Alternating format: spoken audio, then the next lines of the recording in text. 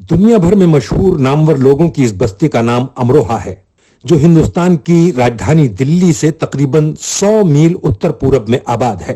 ایک روایت کے مطابق راجہ امر جودھا نے 474 BC میں اس بستی کو بسایا تھا۔ بھارت کی تقریباً ہر لکھی تاریخ میں اس بستی کا ذکر ملتا ہے، مثلاً طبقات ناصری، تاریخ فیروز شاہی، منتخب التواریخ وغیرہ۔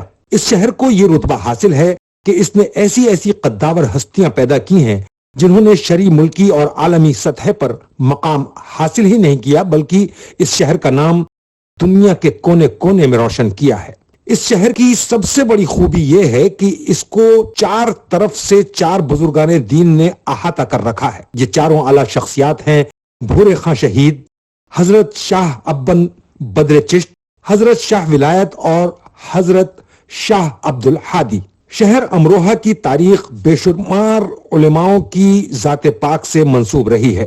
ان علماؤں میں قاضی نظام الدین قریشی، سید میر عدل، حضرت مولانا عبد الرحمن صدیقی، حضرت مولانا محمد احمد حسن محدث امروہوی، مفتی مولانا نسیم احمد فریدی کے نام خاص ہیں۔ علاء الدین خلجی اور منگولوں کے بیچ ہونے والا مارکا امروہہ بیٹل کے نام سے تاریخ میں موجود ہے۔ اس کی گواہ بھی یہی سرزمین تھی۔ علاء الدین خلجی کے 2 سپہ سالار یہاں دفن ہیں۔ شہر امروہہ کی ایک اہم تاریخ یہ ہے کہ 1857 کی پہلی جنگ آزادی کا آغاز یہیں سے ہوا۔ شعر و ادب کے حوالے سے بھی امروہہ کو خاصی اہمیت حاصل ہے۔ ان میں پہلا نام اسماعیل امروہوی کا آتا ہے، جنہوں نے دیگر افسانے ادب کے ساتھ ساتھ 2 مذہبی مثنویاں بھی لکھی ہیں۔ موجودہ دور کی ایک تحقیق کے مطابق شمالی ہند میں لکھی گئی اردو کی یہ قدیم ترین مثنویاں ہیں جو بھارت اور پاکستان دونوں جگہ شائع ہو چکی ہیں۔ اردو کے بیشتر تذکروں میں امروہہ کے بہت سے قدیم شعراء پر مضامین ملتے ہیں۔ عطا امروہوی بیدل کے شاگرد تھے اور فارسی کے علاوہ ریختہ بھی کہتے تھے۔ فارسی گو شعراء میں غلام نسیم امروہوی کا نام اہمیت کا حامل ہے۔ دورے اہام گوئی کے شعراء میں نمایاں نام سعادت علی امروہوی کا ہے۔ ان کا ذکر تمام تذکروں میں موجود ہے۔ میر تقی میر نے اپنی ایک آپ بیتی میں لکھا ہے کہ سعادت الامروہوی کی ترغیب پر ہی انہوں نے ریختہ میں شعر کہنا شروع کیا۔ امروہہ کا تعلق بلند مرتبہ شاعر مصفی سے کچھ اس طرح رہا کہ مصفی کے جتنے شاگرد امروہہ میں رہنے والے تھے اتنے شاید کسی اور شہر کے نہیں تھے۔ میر مستحسن خلیف، خواجہ حیدر علی آتش اور مظفر علی اسیر جیسے بڑے نام ان کے تلامذے میں موجود ہیں۔ قدیم شعراء میں نظام رامپوری کے شاگرد عبد الحسن ساکت امروہوی غزل اور ریختہ کے باکمال شاعر تھے۔ مولانا سید فضل ستار نقوی لاؤبالی امروہوی طنز و مزاح کے بے مثال شاعر تھے جو اودھ پنچ کے زمانے میں مختلف فرضی ناموں سے بھی لکھا کرتے تھے۔ مولانا ابالی کو تاریخ گوئی کا بھی شوق تھا۔ وہ عبد الغفور شہباز کے شاگرد تھے جنہوں نے سب سے پہلے نذیر اکبر آبادی کی سوانح حیات تصنیف کی تھی۔ ڈاکٹر برہان احمد فاروقی بڑے باکمال عالم و ادیب تھے جنہوں نے حضرت مجدد الف ثانی کا نظریہ توحید نام کی کتاب لکھی۔ امروہہ کے پروفیسر خالق احمد نظامی جو علی گڑھ مسلم یونیورسٹی کے وائس چانسلر بھی رہے ہیں، تقریباً 1 درجن سے زائد کتابیں اردو اور انگریزی میں تصنیف کر کے مورخ کی حیثیت سے عالمی شہرت حاصل کر چکے ہیں۔ سر سید احمد خان کے رفیق کار مولوی مشتاق حسین وقار الملک نواب وقار الدولہ بھی امروہہ کے ایک باوقار اور اعلیٰ شخصیت تھے۔ امروہہ کی ایک تاریخی حیثیت یہ بھی ہے کہ مولانا محمد علی جوہر کی والدہ کا تعلق بھی اسی زمین سے تھا۔ ایک روایت یہ بھی ہے کہ کھڑی بولی اور ہندی دوہے کے مشہور شاعر غلام علی رسخان کا تعلق بھی امروہہ ہی سے ہے۔ شہر امروہہ کا وہ شاعر جس نے عالمی سطح پر شہرت حاصل کی، اس کا نام ہے جان ایلیا، جس کا لہجہ اور تیور ایک مختلف قسم کی کیفیت پیدا کرتا ہے۔ رئیس امروہوی کا نام بھی آتا ہے۔ سید سخی احمد امروہوی ایک بہترین انشائیہ نگار گزرے ہیں جن کی کتاب نمک پارے نے بہت مقبولیت حاصل کی۔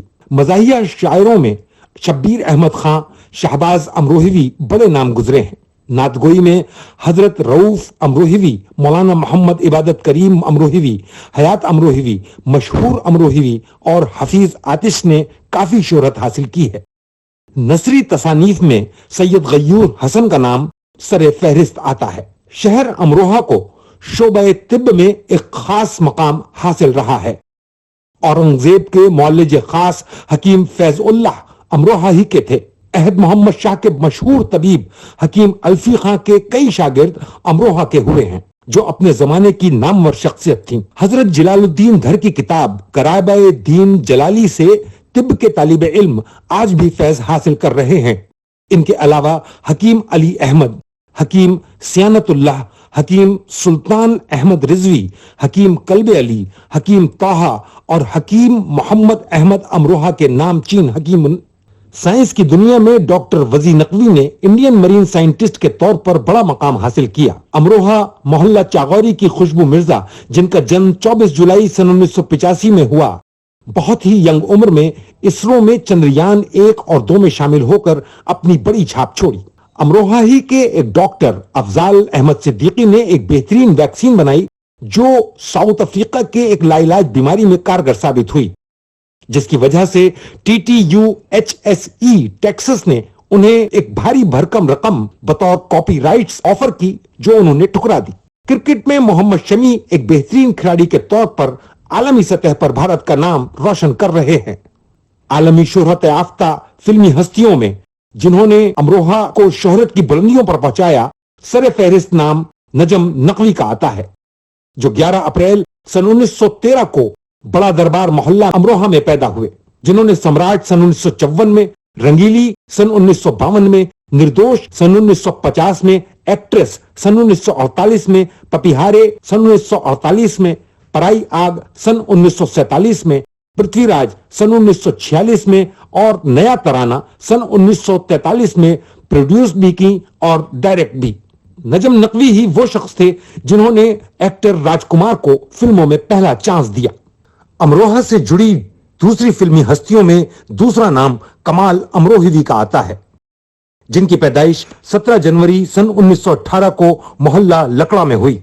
उनका असली नाम सैयद अमीर हैदर कमाल नकवी था। उन्होंने मुगल आजम, शाहजहां और पुकार जैसी फिल्मों में मुकालमे लिखे और महल सन 1949 में, दायरा सन 1953 में, पाकीज़ा सन 1971 में, रज़िया सुल्तान सन 1983 में और उसके बाद शंकर हुसैन नाम की एक फिल्म बनाई। इसी सिलसिले में आखिरी नाम नाजिम रिजवी का आता है। उनकी पैदाइश 20 जुलाई सन 1954 को मोहल्ला चाहगौरी में हुई। उनका पूरा नाम सैयद नाजिम हसन रिजवी है। उन्होंने अब तक 10 फिल्में बनाई हैं, जिसमें मजबूर लड़की, आपातकाल, अंगारवादी, असली नकली, चोरी चोरी चुपके चुपके, हेलो हम लल्लन बोल रहे हैं, under trial, take off, Laden आया रे, कसम से, फ्लाइट नंबर 120 टू बॉम्बे शामिल है। नाजिम रिजवी की फिल्मों से हमने 2 ऐसे नायाब सीन लिए हैं। एक तो अमरोहा की आजादारी की याद हमेशा दिलाता रहेगा, जबकि दूसरा शायद ही अब कभी हमें देखने को मिल पाएगा।